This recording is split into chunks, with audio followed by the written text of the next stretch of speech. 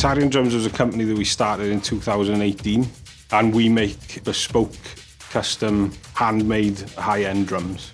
We had a huge sort of stumbling block that almost was stopping us moving forward, and we had an idea of where we needed to take it but didn't have the means to do it, and you know, partnerships like this then come in and really give small businesses the opportunity to overcome those hurdles and move forward and get to where they need to be.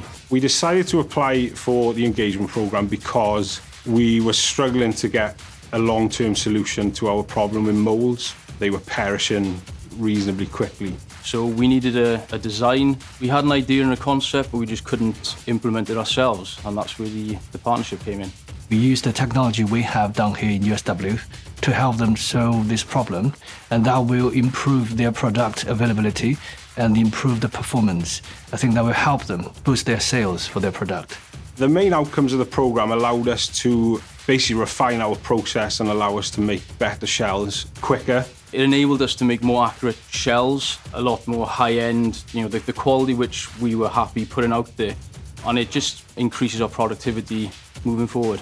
So currently USW provided two sizes of drum molding for them, it's a 12-inch and 14-inch, and Tarian Drum is really happy with the result.